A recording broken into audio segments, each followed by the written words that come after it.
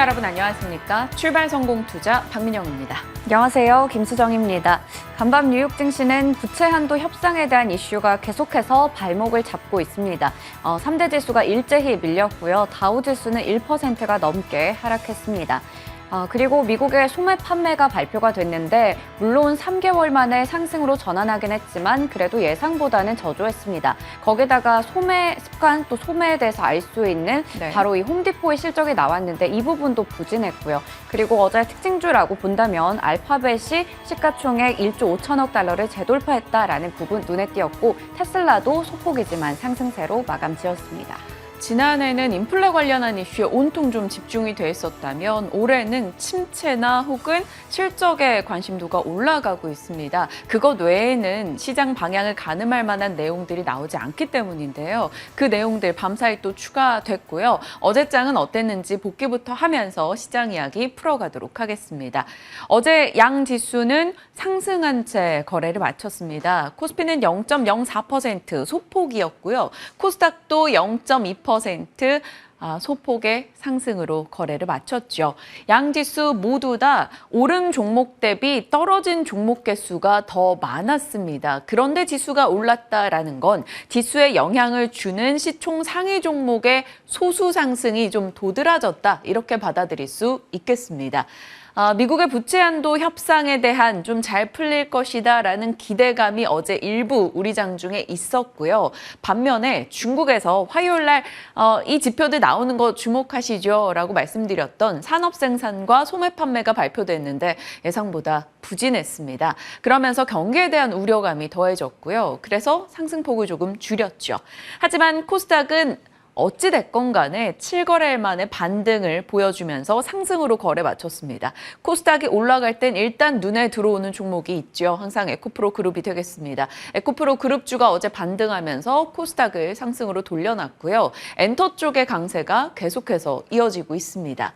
자, 어제 코스피는 대형 반도체 쪽이 상승하면서 올랐다라고 표현해도 과언이 아닙니다. 어제 외국인이 샀던 금액 전부가 반도체로 집중이 됐습니다. 바로 삼성전자와 SK 하이닉스 등이 되겠죠. 그 전날 밤에 미국에서 필라델피아 반도체 지수 상승했고 마이크론이 6% 정도 오른 영향일 겁니다. 자, 그랬기 때문에 대형 반도체 쪽이 수급을 좀 빨아들이면서 코스피 쪽에서도 하락 종목 개수가 많은데 올라가는 흐름이 나타났죠. 어제 올랐던 쪽은 말씀드린 대로 반도체 그리고 엔터. 어제 아침에 그 전날 시간외 실적을 정리해 드렸었죠. JYP 엔터가 신고가 기록했습니다. 어제만 20% 이상의 상승 나타냈고요. 음식료 쪽도 괜찮았어요. 실적이었습니다. 농심과 빙그레의 호실적에 반응했죠. 그리고 OLED 디스플레이 쪽은 이슈가 있었어요. LG 측에서 삼성에게 납품을 한다라는 이야기가 로이터 통신을 통한 보도로 나왔었는데 일단은 시간 외에서는 한 언론 뉴스로는 일단 사실 무근이다 이런 얘기가 나오기도 했습니다. 그리고 아직 삼성과 LG에서 어떠한 입장도 내놓지 않고 있죠. 그리고 폴더블 폰에 대한 일부 기대감 등장했고요. 곡물 사료 쪽에 대한 이야기는 계속 전달되고 있습니다. 자, 반면에 어제 밀렸던 쪽 보시면 차익 실현 물량 등이 되겠습니다. 자동차 그리고 통신 측이 실적 내놓고 꽤나 관심을 받다가 차익 실현 영향으로 어제 떨어졌고요. 타이어도 마찬가지입니다. 그리고 유틸리티는 전기, 가스 요금을 올렸는데 성에 차지 않는다, 실적이 나아지기 어렵다 이런 여러 가지 얘기 등이 나오면서 연이틀 하락했습니다. 시간 외에서는 방산으로만 압축할 수도 있을 것 같아요. 어제 산업 뉴스로 요 정도 체크하시죠라고 했던 내용에 들어가 있었는데요. 젤렌스카 영부인이 방한을 한다라는 거였습니다. 와서 이제 비살상 군사 지원을 요청했어요. 특히나 지뢰 쪽으로요. 그러면서 시간 외에서 지뢰 관련한 종목들이 상승을 나타냈습니다. 지뢰 제거 기술 갖고 있는 DR텍이 상한가, 그리고 지뢰 제거 로봇 부분의 퍼스텍, 방호복 부분의 웰크론 등의 종목들이 상승한 채 시간외의 흐름을 보여줬습니다. 자, 어제장 이야기 좀 더 자세히 들어가 보죠. 엔터에 대한 얘기는 매 기업들 실적 나올 때마다 혹은 엔터 섹터에 대한 관심이 올라갈 때마다 계속 전해드렸어요. 그간의 내용을 이 표 하나로 축약할 수가 있을 겁니다. 이제 엔터는 과거와 많이 달라졌습니다. 과거는 문화 창작자의 측면으로 엔터를 좀 바라봤다면 지금은 컨텐츠 플랫폼으로 살피게 된 거죠. 하나의 IP가 되어 있습니다. 엔터에서 각 기획사, 가수들, 아티스트들은 하나의 IP로 활동하기 시작하면서 거기서 나오는 매출처가 굉장히 다변화되고 있습니다. 그리고 경기 민감도도 낮아지고 있죠. 실적도 계속해서 좋은 실적을 달성하고 있습니다. 그런데 다른 섹터는 피크아웃에 대해서 얘기하기가 좀 쉽다면 엔터는 이 실적이 어느 정도로 어떻게 유지될 거다라는 가이드라인이 얼추 보입니다. 명확한 팬덤이 있고 콘서트도 있고 앨범 매출이 어떻게 되겠다라는 얼추의 가늠이 가능하다라는 거죠. 그래서 불확실성이 좀 적습니다. 실적을 내놓고 추가적인 상승을 이어가는 이유가 되겠죠. K-팝에 대한 신뢰도가 상승하면서 신인 데뷔 그룹들이 좀 더 빨리 흥행을 하고 있죠. 그러다 보니 가동률이 빨라집니다. 데뷔를 더 많이 시킨다라는 거죠. 그리고 엔터 쪽은 재고 부담도 없습니다. 그리고 과거에는 방탄소년단, 블랙핑크 이런 메가 IP가 각 엔터사별로 한둘로 조금 국한되는 분위기였다면 지금은 뜨고 있는 IP가 너무나 많습니다. 그래서 메가 IP 소멸에 대한 우려감이 줄어들죠. 방탄소년단 입대에도 하이브의 실적이 잘 나오는 것도 그 맥락이 되겠습니다. 그리고 과거보다 기타 매출 등이 많아요.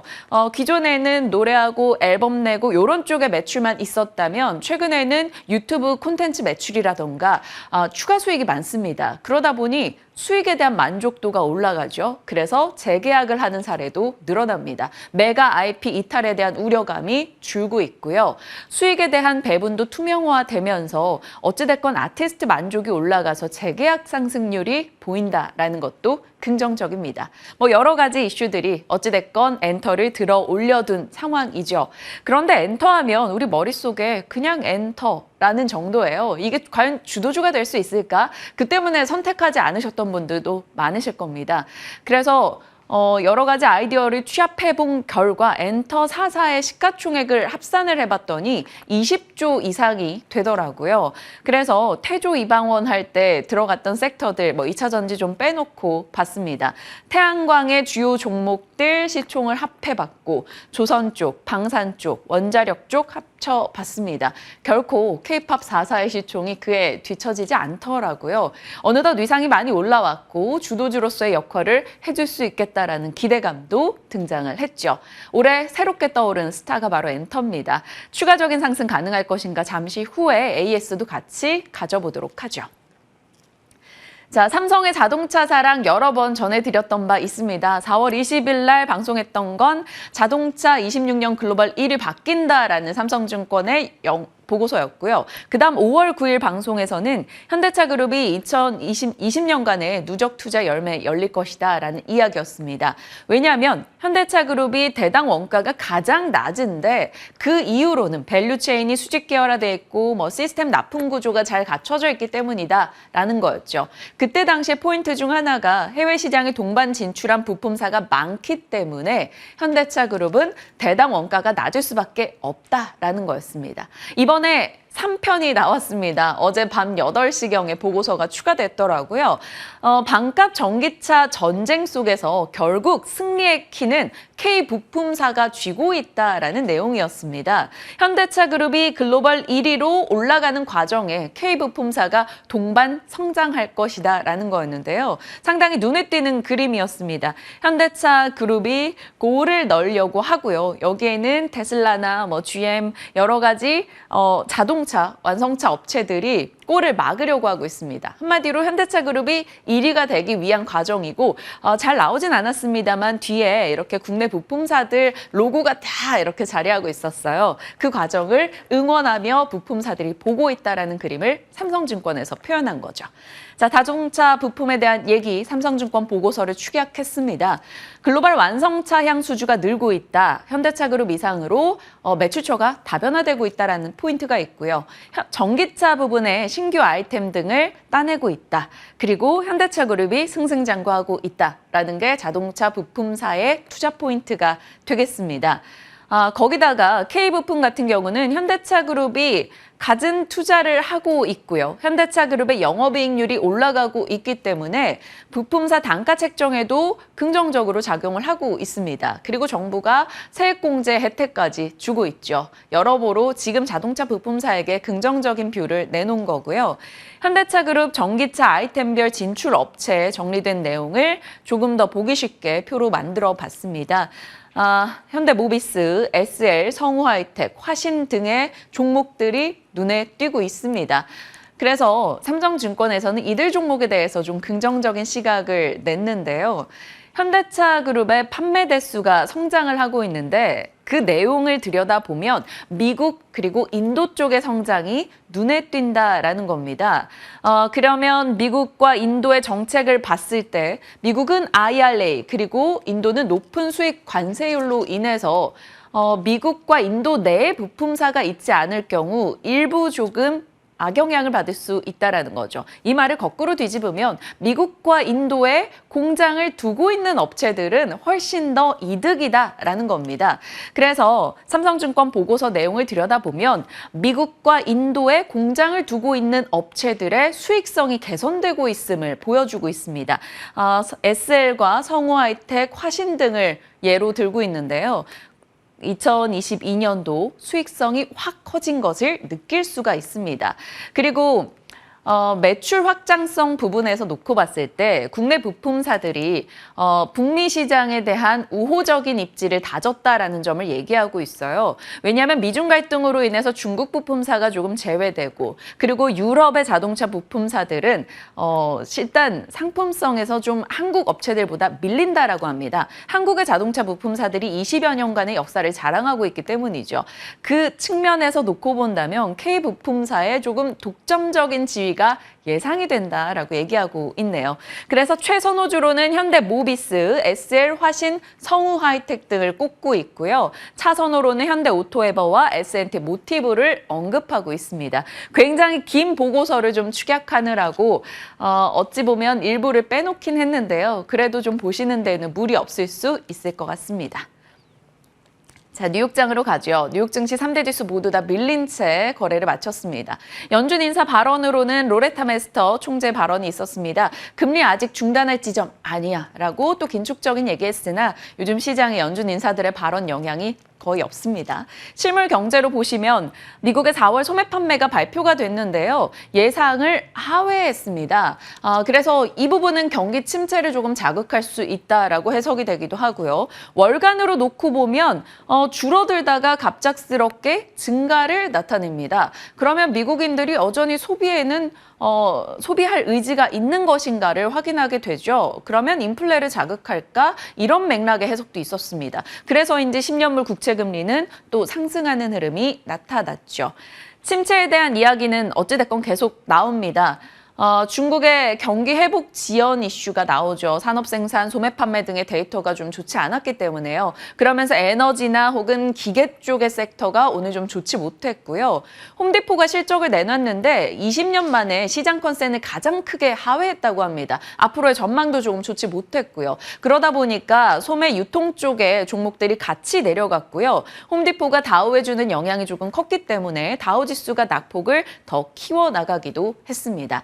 자, 차트 보시면 장 막판에 조금 더 드라마틱하게 밀린 것 보이시죠?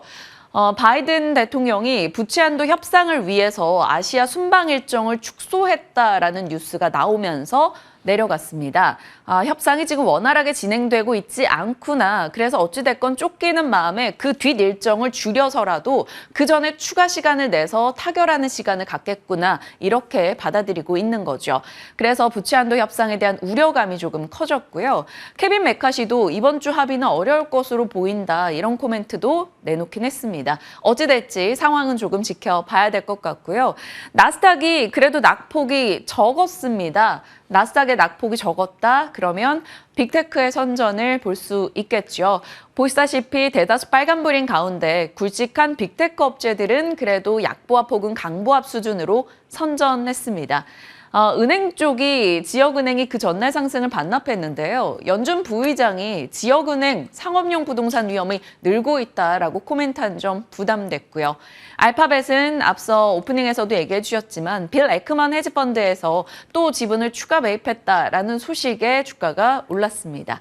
자, 반도체 쪽에서는 AMD가 눈에 띄죠. 5월 23일 개발자 컨퍼런스 등에서 신제품 발표가 있을 것이다. 이런 이슈가 부각되면서 상승했고요. 침체 우려로는 유통, 에너지, 금융 쪽 등에서 건설 기계 쪽에서도 빠지는 모습이 나타났습니다.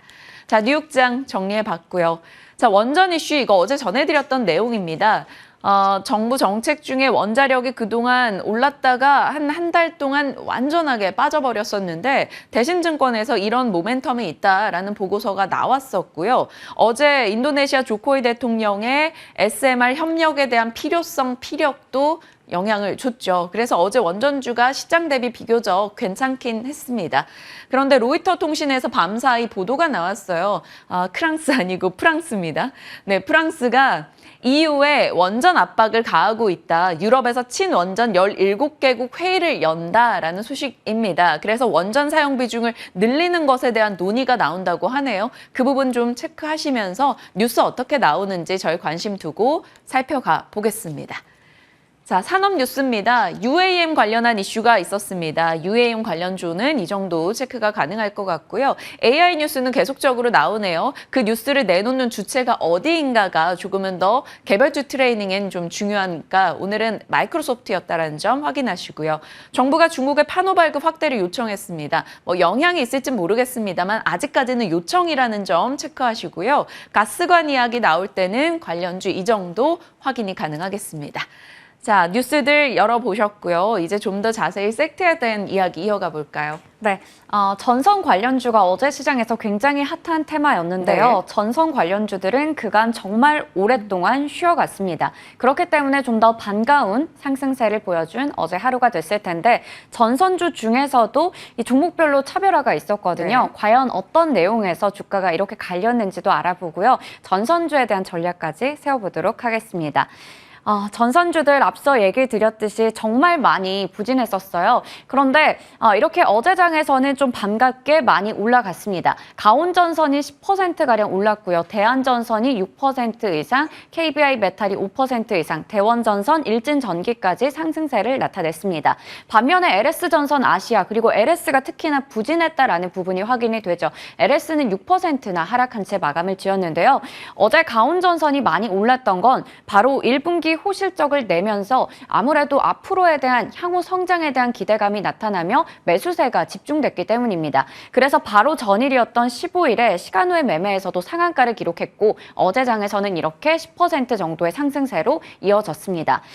최근에 5월 동안 흐름을 보시면 가온전선이 16% 올라왔고요. 일진전기는 14%가량 올라와 있습니다. 하지만 LS가 참 대장주인데도 불구하고 3%가량 부진했다라는 부분이 눈에 띕니다. 올해 들어서는 어땠을까요? 대한전선이 6%가량의 상승세를 나타냈고 일진전기가 50% 정도 올라와 있다. 그래도 LS도 25%가량의 상승세를 나타냈다라는 부분까지 확인할 수가 있겠습니다. 어제 이 전선주들이 좋았던 이유는 바로 호실적이 되겠습니다. 앞서 가온전선도 호실적을 기록했다라는 말씀 드렸지만 대한전선 같은 경우에도 깜짝 실적을 내면서 거래 재개 첫날에 이렇게 급등이 나온 건데요. 매출이 7천억 원을 돌파했습니다. 12년 만에 7천억 원을 넘어섰다라는 부분에서 굉장히 의미가 있겠고요. 영업이익 같은 경우에도 177억 원을 기록하면서 전년 동기 대비해서 50% 상승률을 나타냈습니다. 특히 어제가 거래 재개 첫날 첫날이었는데 이 보통주를 10주를 한 주로 액면 변합을 하기 위해서 4월 28일부터 어제 5월 16일까지 거래가 정지가 됐었고요. 5월 15일까지 거래가 정지됐었고 바로 어제였죠. 5월 16일에 거래재개 첫날에 급등이 나온 겁니다. 이게 날짜가 잘못돼 있어서 변경해 보도록 하겠습니다. 여기서 실적에서 또 주목해 봐야 될 것은 바로 전기동의 가격이 떨어졌음에도 불구하고 기존의 높은 수주 잔고를 바탕으로 매출이 잘 나왔고 신규 수주를 계속해서 늘려가고 있다라는 부분이 되겠습니다. 예전에는 이 전선 관련주들이 실적이 잘 나온 게 또 전기동 가격이 상승하면서 구리 가격이 올라가면서 같이 실적이 잘 나왔었거든요. 하지만 이번에는 전기동 가격이 떨어짐에도 불구하고 기존의 수주가 탄탄했다라는 부분을 주목할 수 있겠습니다. 그렇다면 반면에 이 대장주인 LS 같은 경우 어제 장 출발하자마자 초반부터 8%가량의 급락이 나왔었는데요. 왜 이렇게 빠졌는지 확인해 보겠습니다. 키움증권의 리포트를 좀 체크해 보려고 하는데 우선은 실적을 보신다면 실적은 괜찮았습니다. 영업이익이 2,382억 원으로 전 분기 대비해서 85%가량 늘었고요. 전년 동기 대비해서 40% 증가하면서 시장의 컨센서스를 상회하는 실적이 나왔습니다. 하지만 이걸 뜯어본다면 그 전에 실적이 나왔던 LS 일렉트릭, 이 자회사의 호실적을 제외를 하고 나면 그나마 시장의 예상치에 부합하는 실적이었다라고 볼 수 있겠고요. 부문별로 한 번씩 또 떼서 본다면 주력으로 하고 있는 전선 같은 경우 그리고 엠트론이나 I&D 같은 부문에서는 양호한 실적을 냈지만 지금 M&M 부분이 굉장히 부진했다라는 부분이 아무래도 발목을 잡고 있는 것 같습니다. 이 M&M 같은 경우 공장의 전기 보수 영향에다가 팔려듐과 황산 가격이 하락했다라는 부분까지 부진한 실적에 영향을 준 건데요. 그래도 긍정적으로 볼 수 있는 건 앞으로 이쪽의 배터리 소재 사업의 성장성, 거기다가 해저 케이블이라는 모멘텀이 여전히 유효하기 때문에 그 부분에 대해서는 긍정적으로 볼 수 있겠다라고 얘기를 하고 있었습니다. 그래서 일단은 실적을 봤을 때 잘 나온 것 같지만 막상 뜯어놓고 본다면 MMM 부분이 상당히 부진했다라는 부분을 키움증권에서 짚고 있었고요. 그래서 재평가가 되는 것은 맞지만 단기간에 그 속도에 대한 걱정은 있다라는 부분을 들면서 투자 의견을 매수해서 아웃퍼폼으로 내렸습니다. 그리고 목표 주가 같은 경우에는 정말 소폭 상향 조정하면서 11만 원 제시하긴 했지만 아무래도 이 투자 의견이 조정이 됐다라는 부분에서 LS 같은 경우에는 좀 우려가 불거지며 어제 하락이 나왔습니다. 다른 증권사에서 낸 리포트도 확인해 볼 텐데 그렇다면 긍정적인 부분들은 없을까요? 앞서 키움증권에서도 그래도 중장기적으로 봤을 때 모멘텀은 유효하다라는 얘기를 했듯이 나머지 증권사에서도 이렇게 길게 봤을 때는 좋다라는 이야기를 내놓고 있었습니다. 먼저 NH투자증권에서는 자회사인 LS전선의 성장이 지속이 되고 있다라는 부분을 얘기했고요. 해상풍력 시장이 확대되면서 이 해저 케이블의 매출도 본격화된다라는 부분 기대하고 있었습니다. 반면에 역시 앞에서 봤듯이 LS의 이 M&M 부분은 한 달 동안 전기 보수 영향 때문에 약세를 나타냈고 하지만 2분기부터는 정상화를 찾을 것이다라는 이야기를 하고 있었습니다. 삼성증권에서도 LS M&M의 이 부분을 제외하면 영업이익 같은 경우 전년 동기 대비해서 54% 늘어났다라는 부분 얘기하면서 그래도 LS전선의 하반기의 실적 모멘텀 기대해 볼 수 있겠다라고 얘기했고요. 목표 주가와 투자 의견은 유지하는 모습 나타냈습니다. 유진투자증권에서는 전기화가 지속이 되면서 그래도 외형 성장은 계속해서 확대가 되고 있지만 동 가격이 변수가 될 것이다라고 얘기했고요. 투자 의견은 매수, 목표 주가는 14만 원을 유지하고 있었습니다. 그렇다면 여기서 가장 중요한 건 이제 동 가격이 될 것 같은데요. 이 부분을 한번 체크해 보도록 하겠습니다. 결국에 중요한 것은 전기동의 가격 그리고 재고 추이가 될 것 같습니다. 지금 표를 보시는 것처럼 앞서 2021년, 2022년에는 상당히 높았던 이 동 가격이 2023년에는 꺾인 것을 확인할 수가 있겠고요. 그래도 이 구리 가격이 앞으로 변화한다면 영업이익에도 실제적으로 상승으로 이끌 수 있다라는 부분을 확인할 수 있는데 구리 가격이 플러스 마이너스 1달러, 그러니까 1달러가 오를 때마다 이 영업이익도 플러스 마이너스 1,170만 원의 상승세가 기대된다라는 부분 확인할 수 있겠습니다. 앞으로 이 부분도 계속해서 추적할 필요가 있겠고요. 그리고 앞서 얘기 드렸듯이 수주 잔고는 여전히 탄탄합니다. 높은 상황을 지속 계속하고 있는 데다가 신규 수주도 늘려가고 있는 상황이고요. 거기다 여기에 이제 신재생이라는 하나의 모멘텀이 더해지는 거죠. 지금 보시는 것처럼 10차 전력수급 기분 계획에서도 신재생의 비중이 계속해서 높아지고 있는 것을 확인할 수 있습니다. 그리고 이 부분에서 한국전력의 연간 투자비 계획에서 많은 부분을 차지하고 있는 게 송변 전설비의 증가가 될 텐데요. 이 부분에서도 계속해서 증가세를 나타내고 있다라는 부분까지 확인할 수 있겠습니다. 그렇게 된다면 전선주 중에서도 이 해저 케이블의 모멘텀도 가지고 있고 그리고 변압기 쪽의 모멘텀까지 같이 가지고 있는 LS 일렉트릭이나 LS 등을 좀 볼 수 있지 않을까 싶은데요. 전선주 정말 오랫동안 쉬었는데 호실적 덕분에 웃었습니다. 과연 이쪽에서의 투자 전략 어떻게 가져갈지 그렇다면 탑픽 종목은 어떤 게 될지 여쭤보겠습니다. 잠시 후에 그에 대한 답변 이어가도록 하겠습니다. 그리고 폴더블 관련한 뉴스가 정말 모처럼 들려와서 살짝 정리하고 가겠습니다. 폴더블 시장에 대한 전망은 상당히 긍정적이었죠. 왜냐하면 전 세계 폴더블 출하량은 계속해서 늘어날 수밖에 없다라는 이야기가 계속 흘러나왔었기 때문입니다. 그 전망은 아직 유효합니다. 올해보다 2027년도까지 연평균 27%씩 이 시장은 커질 것이다라고 보고 있습니다.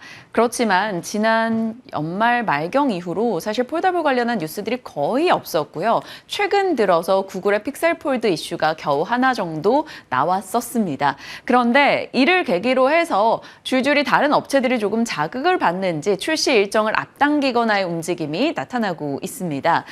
일단 삼성 측에서 공식화했죠. 출시 일정을 조금 당기기로요. 7월 26일에 공개하고 8월 11일 출시 예정임을 밝혔습니다. 그리고 구글 픽셀 폴드 5월에 공개했고 이거 6월에 출시 예정이죠. 모토로라도 아직 가칭입니다만 6월에 나올 예정입니다. 이 모토로라라는 명을 정말 오랜만에 듣는 느낌이었어요. 그리고 7, 8월에는 이제 중국에서 쏟아집니다. 하웨이, 샤오미, 오포 등이죠. 삼성에서는 그동안 많은 이들이 폴더블 폰을 내놔서 이 시장을 조금 키워주길 기다렸었는데요. 속속 경쟁자들이 더 진입하고 있습니다. 문제는 가장 큰 경쟁자로 여겨지는 애플이 아직까지 구체적 일정이 나오고 있지 않네요. 어찌됐건 간만에 폴더블 뉴스가 이슈화되고 있습니다. 사실 폴더블 폰을 왜 사람들이 기다릴까요? 그동안 3.5인치 평균에서 계속해서 베젤이 사라지면서 이제는 평균 6인치로 화면의 사이즈가 올라가고 있습니다. 왜 이렇게 큰 사이즈가 필요해졌을까 생각해보면 텍스트나 사진 보는 것 정도에서 지금은 스마트폰으로 할 수 있는 게 너무나 많기 때문이죠. 게임이라던가 영상 콘텐츠를 시청한다던가 그러다 보니까 더 넓은 디스플레이를 사람들이 원하고 있는데 바 형태로는 이제 이 디스플레이 확장이 올 만큼 왔다라는 겁니다. 그러다 보니 접었다 피면서 그 디스플레이를 더 크게 쓰고자 하는 욕구들이 생겨나고 있는 거죠. 말 그대로 새로운 폼팩터를 기다리고 있습니다. 그래서 폴더블 시장이 제대로 안정화되고 더 대중화되길 많은 이들이 바라는 거죠. 아직까지 나는 쓰지 않겠다 하는 분들도 여전히 많습니다만 그들의 이유를 들어본다면 화면에 주름이 신경 쓰인다. 그리고 어찌됐건 접었다 폈다 하는 사이에 그 두께가 있으니 무겁지 않느냐라는 거였는데요.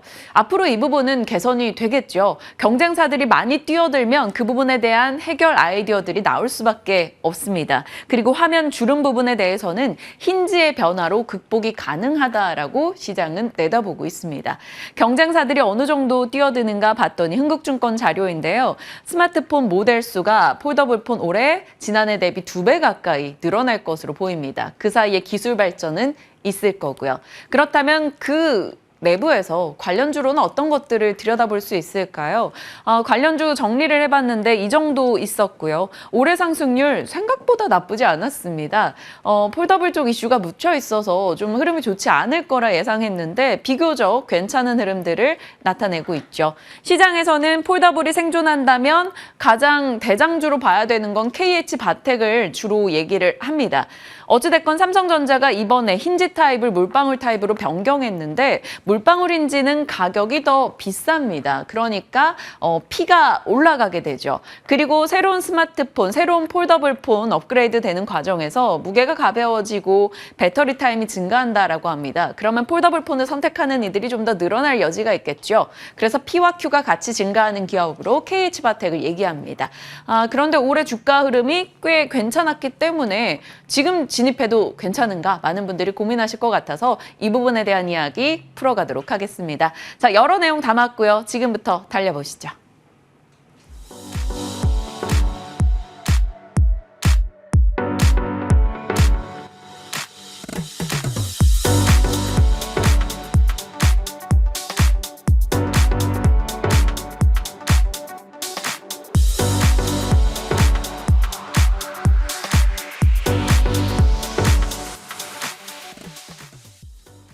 시장에 대한 이야기 오늘 김민진 차장님과 함께합니다. 어서 오세요.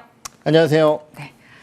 시장 어제는요. 최근에 저희가 좀 알고 있던 장의 느낌으로 돌아온 느낌이었어요. 2차 전지도 반등을 보였고 또 반도체 대장주들도 괜찮았고 하지만 하락 종목 개수가 많아서 그들 종목 들고 있지 않았으면 조금 소외되는 느낌이기도 했는데 시장에 대한 시각 어떻게 가져가세요? 네, 사실 그런 모습이 나타나다 보니까 어제 양대지수 뭐 적게나마 반등 흐름을 좀 보이기도 했었고요.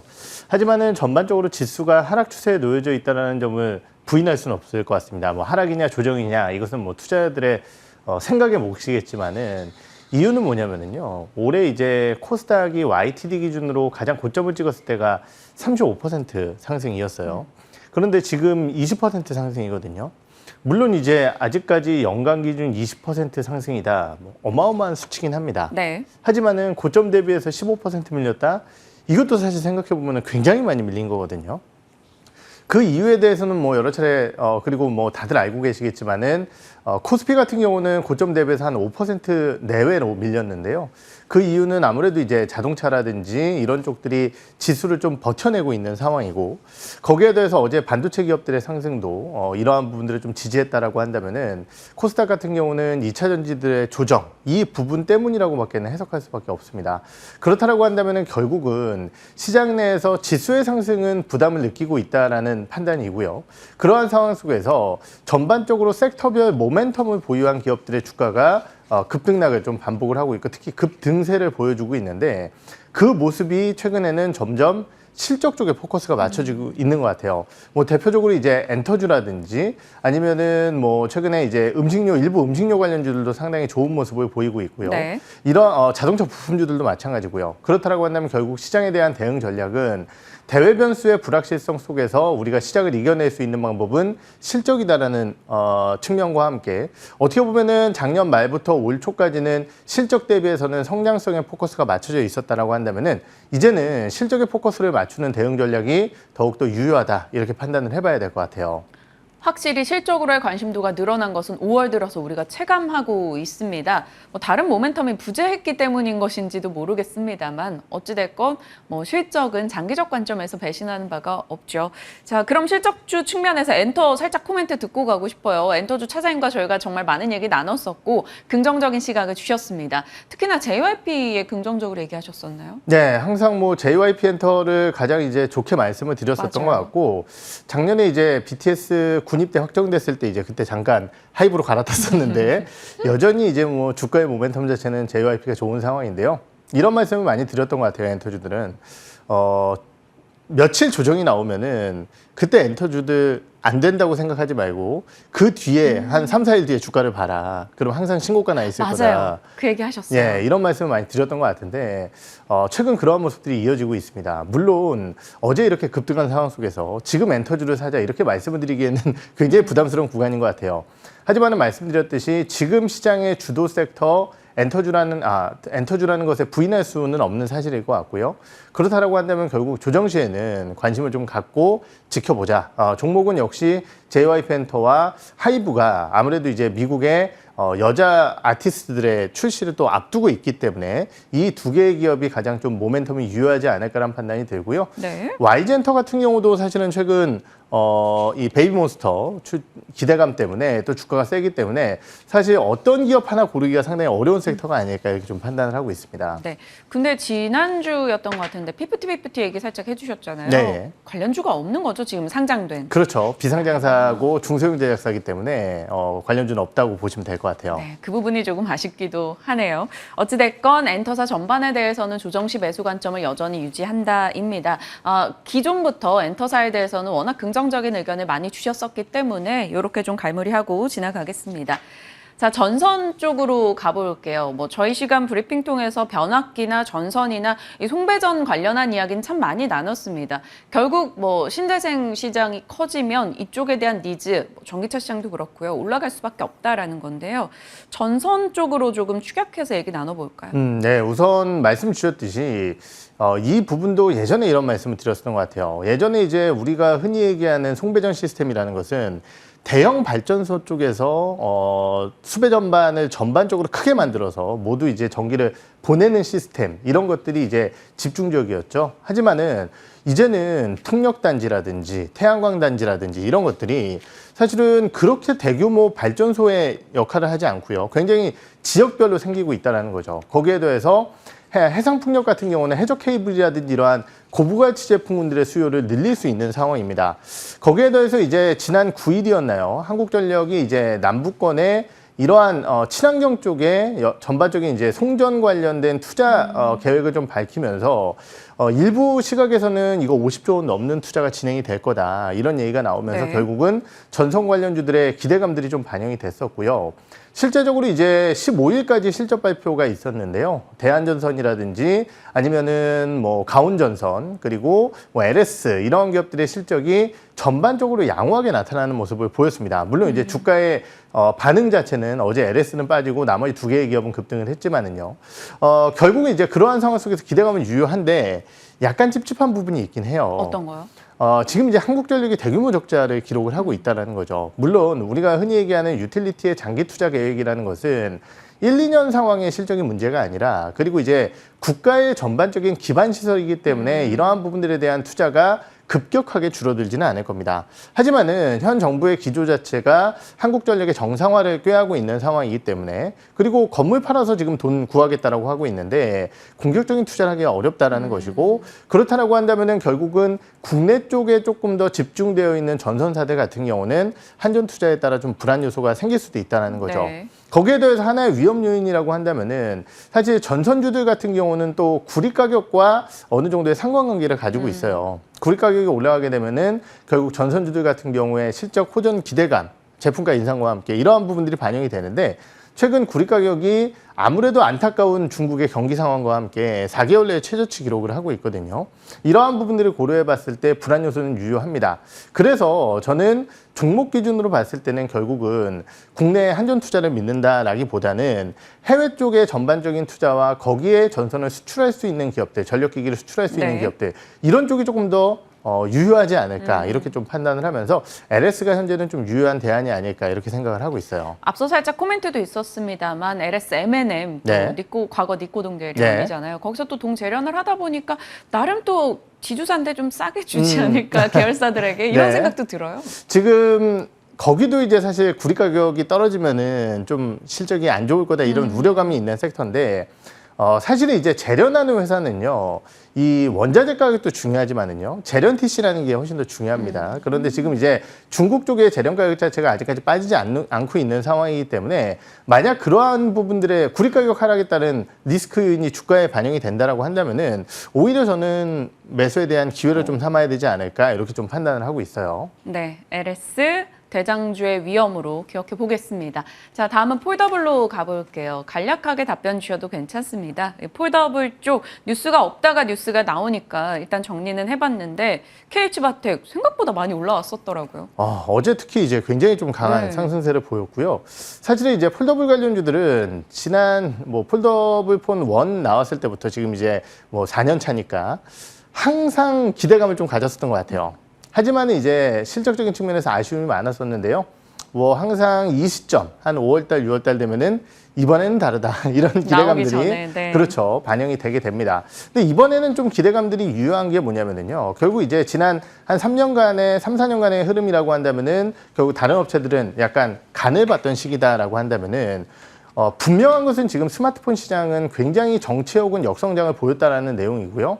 그 시장 속에서 성장하는 폼팩터는 폴더블이라는 것은 분명한 사실이에요. 거기에 더해서 물방울 인지로의 변화 이러한 부분들에 따라 ASP 상승까지 좀 꾀할 수 있다는 측면에서 봤을 때는 P와 Q가 모두 증가할 수 있는 폴더블에 대한 기대감이 적어도 이제 2분기 말 정도 그리고 3분기 초까지는 좀 나타날 가능성이 있다는 측면에서 기대감을 좀 가져볼 수 있을 것 같습니다. 그러면 KH바텍그룹. 저는 두 개의 기업 중에서는 KH바텍이 조금 더 좋지 않을까 이렇게 생각을 하고 있어요. 알겠습니다. 흐름 지켜보겠습니다. 폴더블에 대한 얘기였고요. 이제 차장님의 픽으로 가보겠습니다. 바이오 쪽입니다. 이거 사파라고 읽어요? SAFA라고 읽어요? 사파라고 읽고요. 사파라고. 네. 오랜만에 이제 바이오주 하나 들고 나온 것 네, 같아요. 그러네요. 최근에 주가가 굉장히 좋았었다가 조정세를 좀 보였었던 기업인데요. 사파 플랫폼이라고 한다면 이제 우리가 흔히 얘기하는 반감기를 늘려주는 그래서 이제 약을 뭐 하나 먹었을 때 투여를 했을 때 효과가 오래 가는 그렇죠. 거죠. 효과가 오래 지속되는 이러한 플랫폼을 보유하고 있는 기업입니다. 결국 이제 이 회사의 모멘텀은 크게 두 가지일 것 같아요. 첫 번째는 아무래도 굉장히 안 좋은 시기에 상장을 했기 때문에 우리 예전에 이제 밸류에이션이 높을 때 상장한 기업들은 부담이 있잖아요. 네. 근데 이제 작년도 말경에 상장을 했기 때문에 그러한 부담감이 좀 적다라는 것이고요. 두 번째는 이 회사의 파이프라인인데요. 파이프라인 두 개에 대한 기대감들이 좀 확대가 되고 있습니다. 첫 번째 파이프라인은 아무래도 반감기를 늘리는 것이 적용된 파이프라인인데 해외 쪽 기술 수출이 됐고 임상 1상 결과가 좀 발표가 될 것이고요. 두 번째 파이프라인 같은 경우는 결국은 이제 비알코올성 지방간염 여기에 대해서 적응증이 좀 확대될 수 있을 것이다라는 부분이고 적응증이 확대되면 기수출 규모가 좀 커질 수 있다는 측면 이러한 측면에서 봤을 때 바이오주들이 전반적으로 최악의 상황을 좀 벗어난다는 측면에서 봤을 때 한번 기대감을 가지고 볼 수 있을 만한 기업이 아닐까 이렇게 판단을 하고 있습니다. 가격 전략은 어떻게 잡아볼까요? 애플리바이오가 어제 21,000원대였네요. 네, 목표 주가는 27,000원 선까지 1차적으로 좀 제시를 해드려보도록 하고요. 손절가는 짧게 2만 원 선 말씀을 드리겠습니다. 네. 시장 전략부터 다양한 섹터 그리고 종목 이야기까지 풀어봤습니다. 오늘 김민진 차장님과 함께했습니다. 고맙습니다. 네.